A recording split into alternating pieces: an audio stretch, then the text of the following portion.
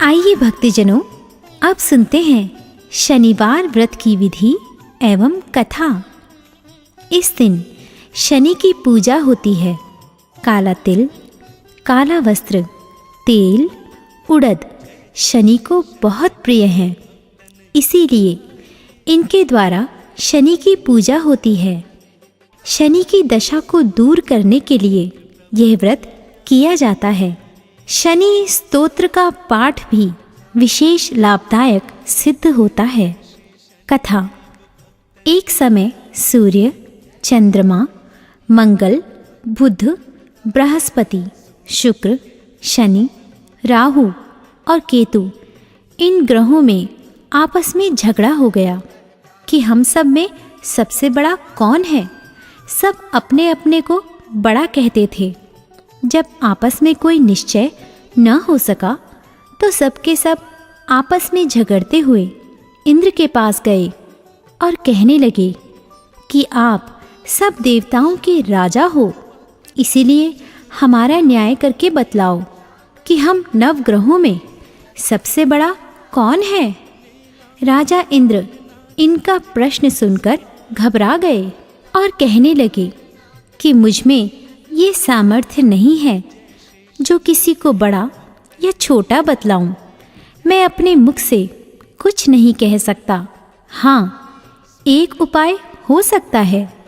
इस समय पृथ्वी पर राजा विक्रमादित्य दूसरों के दुख का निवारण करने वाला है, इसलिए तुम सब मिलकर उन्हीं के पास जाओ, वही तुम्हारे दुखों का निवारण करेंगे। ऐसा वचन सुनकर सभी ग्रह देवता चलकर भूलोक में राजा विक्रमादित्य की सभा में जाकर उपस्थित हुए और अपना प्रश्न राजा के सामने रखा। राजा उनकी बात सुनकर बड़ी चिंता में पड़ गए कि मैं अपने मुख से किसको बड़ा और किसको छोटा बतलाऊं। जिसको छोटा बतलाऊंगा वही क्रोध करेगा। परंतु उनका झगड़ा निपटाने के लिए एक उपाय सोचा कि सोना, चांदी, कांसा, पीतल, शीशा, रांगा, जस्ता, अभ्रक और लोहा 9 धातुओं के 9 आसन बनवाए। अब आसनों को क्रम से, जैसे सोना सबसे पहले और लोहा सबसे पीछे बिछाए गए। इसके पश्चात राजा ने सब ग्रहों से कहा कि आप सब अपने अपने सिंहासनों पर बैठिए। जिसका आसन सबसे आगे है वह सबसे बड़े, और जिसका आसन सबसे पीछे है वह सबसे छोटा जानिए, क्योंकि लोहा सबसे पीछे था और वह शनिदेव का आसन था। इसीलिए शनिदेव ने समझ लिया कि राजा ने मुझको सबसे छोटा बना दिया है। इस पर शनि को बड़ा क्रोध आया और कहा कि राजा, तू मेरे पराक्रम को नहीं जानता। सूर्य एक राशि पर 1 महीना, चंद्रमा 2.25 महीना 2 दिन, मंगल 1.5 महीना, बृहस्पति 13 महीने, बुध और शुक्र 1 महीने, परंतु मैं एक राशि पर 2.5 अथवा 7.5 साल तक रहता हूँ। बड़े बड़े देवताओं को भी मैंने भीषण दुख दिया है। राजन सुनो, राम जी को 7.5 आई और वनवास हो गया, और रावण पर आई तो राम जी ने लक्ष्मण की सेना लेकर लंका पर चढ़ाई कर दी, रावण के कुल का नाश कर दिया। हे राजा, अब तुम सावधान रहना। राजा कहने लगा, जो कुछ भाग्य में होगा देखा जाएगा। उसके बाद अन्य ग्रह तो प्रसन्नता के साथ चले गए, परंतु शनिदेव बड़े क्रोध के साथ वहाँ से सिधारे। कुछ काल व्यतीत हो जाने पर जब राजा को 7.5 की दशा आई तो शनिदेव घोड़ों के सौदागर बनकर अनेक सुंदर घोड़ों के सहित राजा की राजधानी में आए। जब राजा ने सौदागर के आने की खबर सुनी तो अश्वपाल को अच्छे अच्छे घोड़े खरीदने की आज्ञा दी। अश्वपाल ऐसी अच्छी नस्ल के घोड़े देखकर और उनका मूल्य सुनकर चकित हो गया और तुरंत ही राजा को खबर दी। राजा उन घोड़ों को देखकर एक अच्छा सा घोड़ा चुनकर सवारी के लिए चढ़ा। राजा घोड़े की पीठ पर चढ़ते ही घोड़ा जोर से भागा। घोड़ा बहुत दूर एक बड़े जंगल में जाकर राजा को छोड़कर अंतर्ध्यान हो गया। इसके बाद राजा अकेला जंगल में भटकता फिरता रहा। बहुत देर के पश्चात राजा ने भूख और प्यास से दुखी होकर भटकते भटकते एक ग्वाले को देखा। ग्वाले ने राजा को प्यास से व्याकुल देखकर पानी पिलाया। राजा की उंगली में एक अंगूठी थी, उसे निकालकर प्रसन्नता के साथ ग्वाले को दे दी और शहर की ओर चल पड़ा। राजा शहर में पहुंचकर एक सेठ की दुकान पर जाकर बैठ गया और अपने आप को उज्जैन का रहने वाला तथा अपना नाम वीका बतलाया। सेठ ने उसको कुलीन मनुष्य समझकर जल आदि पिलाया। भाग्यवश उस दिन सेठ की दुकान पर बिक्री अधिक हुई थी। तब सेठ उसको भाग्यवान पुरुष समझकर भोजन कराने के लिए अपने साथ ले गया। भोजन करते समय राजा ने आश्चर्य की बात देखी कि खूंटी पर हार लटक रहा है और वह खूंटी उस हार को निगल रही है। भोजन के पश्चात कमरे में आने पर जब सेठ को कमरे में हार न मिला तो सबने यही निश्चय किया कि सिवाय वीका के और कोई इस कमरे में नहीं आया, अतः अवश्य ही उसी ने हार चोरी किया है। परंतु वीका ने हार लेने से मना कर दिया। इस पर 5-7 आदमी इकट्ठे होकर उसको फौजदार के पास ले गए। फौजदार ने उसको राजा के सामने उपस्थित कर दिया और कहा कि ये आदमी तो भला प्रतीत होता है, चोर मालूम नहीं होता, परंतु सेठ का कहना है कि इसके सिवाय और कोई घर में आया ही नहीं, अवश्य ही इसी ने चोरी की है। तब राजा ने आज्ञा दी कि इसके हाथ पैर काटकर चौरंगिया किया जाए। राजा की आज्ञा का तुरंत पालन किया गया और वीका के हाथ पैर काट दिए गए। इस प्रकार कुछ काल व्यतीत होने पर एक तेली उसको अपने घर ले आया और कोहलू पर उसको बैठा दिया। वीका उस पर बैठा हुआ जबान से बैल हाँकता रहा। शनि की दशा समाप्त हो गई और एक रात को वर्षा ऋतु के समय वह मल्हार राग गाने लगा। उसका गाना सुनकर उस शहर के राजा की कन्या उस राग पर मोहित हो गई और दासी को खबर लाने भेजा कि शहर में कौन गा रहा है। दासी सारे शहर में फिरती फिरती क्या देखती है कि तेली के घर में चौरंगिया राग गा रहा है। दासी ने महल में आकर राजकुमारी को सब वृतांत सुना दिया। बस उसी क्षण राजकुमारी ने अपने मन में यह प्रण कर लिया कि चाहे कुछ हो, मैंने इस चौरंगिया के साथ विवाह करना है। प्रातःकाल होते ही जब दासी ने राजकुमारी को जगाना चाहा तो राजकुमारी अनशन व्रत लेकर पड़ी रही। तब दासी ने रानी के पास जाकर राजकुमारी के न उठने का वृतांत कहा। रानी ने तुरंत ही वहां आकर राजकुमारी को जगाया और उसके दुख का कारण पूछा। तो राजकुमारी ने कहा कि माताजी, मैंने यह प्रण कर लिया है कि तेली के घर में जो चौरंगिया है उसी के साथ विवाह करूंगी। माता ने कहा, पगली, यह क्या बात कह रही है? तुझको किसी देश के राजा के साथ परणाया जाएगा। कन्या कहने लगी कि माताजी, मैं अपना प्रण कभी नहीं तोड़ूंगी। माता ने चिंतित होकर यह बात राजा को बताई। तब महाराज ने भी आकर यह समझाया कि मैं अभी देश देशांतर में अपने दूत भेजकर सुयोग्य, रूपवान एवं बड़े से बड़े गुणी राजकुमार के साथ तुम्हारा विवाह करूंगा। ऐसी बात तुमको कभी नहीं विचारनी चाहिए। कन्या ने कहा, पिताजी, मैं अपने प्राण त्याग दूंगी, परंतु दूसरे से विवाह नहीं करूंगी।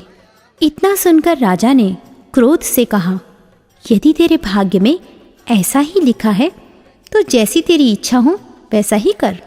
राजा ने तेली को बुलाकर कहा कि तेरे घर में जो चौरंगिया है उसके साथ मैं अपनी कन्या का विवाह करना चाहता हूँ। तेली ने कहा कि ये कैसे हो सकता है? कहाँ आप हमारे राजा और कहाँ मैं एक नीच तेली।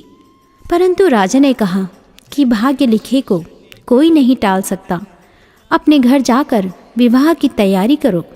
राजा ने उसी समय तोरण और वंदनवार लगवाकर अपनी राजकुमारी का विवाह चौरंगिया विक्रमादित्य के साथ कर दिया। रात्रि को जब विक्रमादित्य और राजकुमारी महल में सोए तो आधी रात के समय शनिदेव ने विक्रमादित्य को स्वप्न दिया कि राजा कहो, मुझको छोटा बतलाकर तुमने कितना दुख उठाया। राजा ने क्षमा मांगी। शनिदेव ने प्रसन्न होकर विक्रमादित्य को हाथ पैर दिए। तब राजा ने कहा, महाराज, मेरी प्रार्थना स्वीकार करें कि जैसा दुख आपने मुझे दिया है ऐसा और किसी को न दें।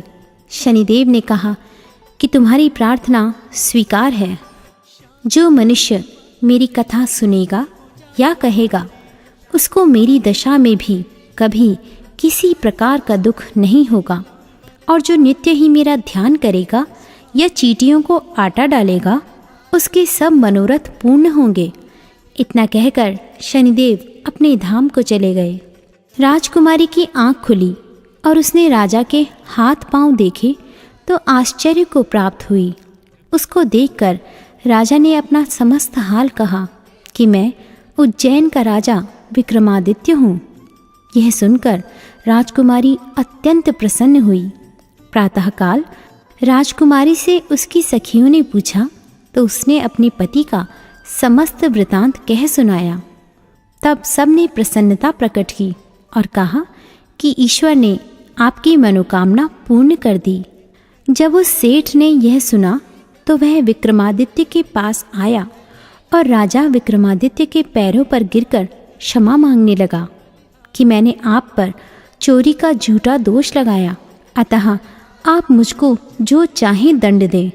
राजा ने कहा, मुझ पर शनिदेव का कोप था, इसी कारण यह सब दुख मुझको प्राप्त हुआ। इसमें तुम्हारा कोई दोष नहीं, तुम अपने घर जाकर अपना कार्य करो। सेठ बोला कि मुझे तभी शांति होगी जब आप मेरे घर चलकर प्रीतिपूर्वक भोजन करेंगे। राजा ने कहा, जैसी आपकी मर्जी हो वैसा ही करें। सेठ ने अपने घर जाकर अनेक प्रकार के सुंदर भोजन बनवाए और राजा विक्रमादित्य को प्रीति भोज दिया। जिस समय राजा भोजन कर रहे थे, एक अत्यंत आश्चर्य की बात सबको दिखाई दी। जो खूंटी पहले हार निकल गई थी वह अब हार उगल रही है। जब भोजन समाप्त हो गया तो सेठ ने हाथ जोड़कर बहुत सी मोहरें राजा को भेंट की और कहा कि मेरे श्रीकंवर नामक एक कन्या है, उसका पाणी ग्रहण आप करें। इसके बाद सेठ ने अपनी कन्या का विवाह राजा के साथ कर दिया और बहुत सा दान दहेज आदि दिया। इस प्रकार कुछ दिनों तक वहाँ निवास करने के पश्चात विक्रमादित्य ने शहर के राजा से कहा कि अब मेरी उज्जैन जाने की इच्छा है। फिर कुछ दिन के बाद विदा लेकर राजकुमारी मनभावनी, सेठ की कन्या श्रीकंवरी तथा दोनों जगह के दहेज में प्राप्त अनेक दास, दासी, रथ और पालकियों से सहित विक्रमादित्य उज्जैन की तरफ चले। जब शहर के निकट पहुँचे और प्रवासियों ने राजा के आने का संवाद सुना तो समस्त उज्जैन की प्रजा आगवानी के लिए गई। तब बड़ी प्रसन्नता से राजा अपने महल में पधारे। सारे शहर में बड़ा भारी महोत्सव मनाया गया और रात्रि को दीपमाला की गई। दूसरे दिन राजा ने शहर में यह सूचना कराई कि शनिश्चर देवता सभी ग्रहों में सर्वोपरि हैं। मैंने उनको छोटा बतलाया, इसी से मुझको यह दुख प्राप्त हुआ। इस कारण सारे शहर में सदा शनिश्चर की पूजा और कथा होने लगी। राजा और प्रजा अनेक प्रकार के सुख भोगती रही। जो कोई शनिश्चर की इस कथा को पढ़ता या सुनता है, शनिदेव की कृपा से सब दुख दूर होते हैं। शनिवार की कथा को व्रत के दिन अवश्य पढ़ना चाहिए।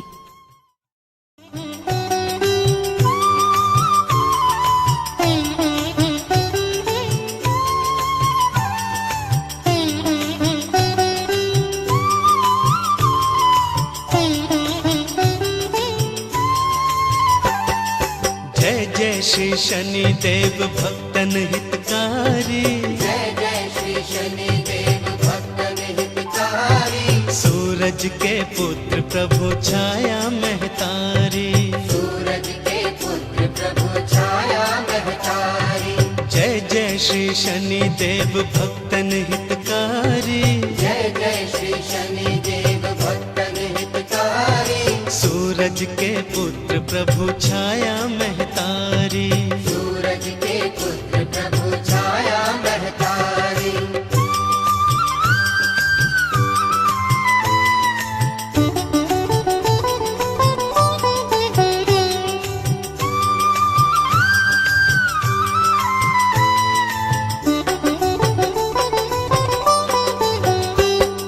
श्याम अंक वक्र दृष्टि चतुर्भुजाधारी। श्याम अंक वक्र दृष्टि चतुर्भुजाधारी। नीलांबर धारनाथ गज की असवारी। नीलांबर धारनाथ गज की असवारी। जय जय श्री शनि देव भक्तन हितकारी। जय जय श्री शनि देव भक्तन हितकारी। सूरज के पुत्र प्रभु छाया महतारी। सूरज के पुत्र प्रभु छाया महतारी।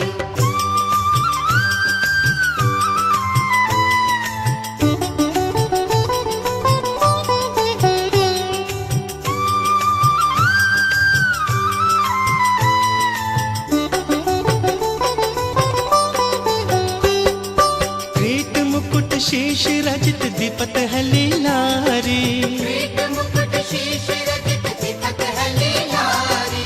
मुक्तन की माला गले शोभित बलिहारी। मुक्तन की माला गले शोभित बलिहारी। ओ जय जय श्री शनि देव भक्तन हितकारी। जय जय श्री शनि देव भक्तन हितकारी। सूरज के पुत्र प्रभु छाया महतारी। सूरज के पुत्र प्रभु छाया महतारी।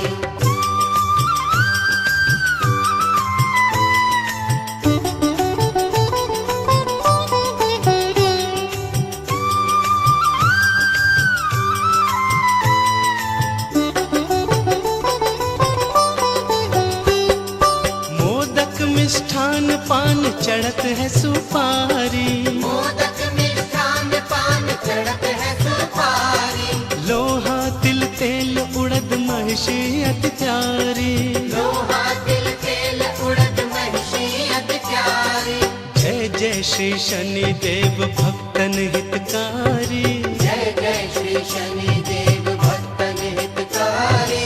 सूरज के पुत्र प्रभु छाया महतारी। सूरज के पुत्र प्रभु छाया महतारी।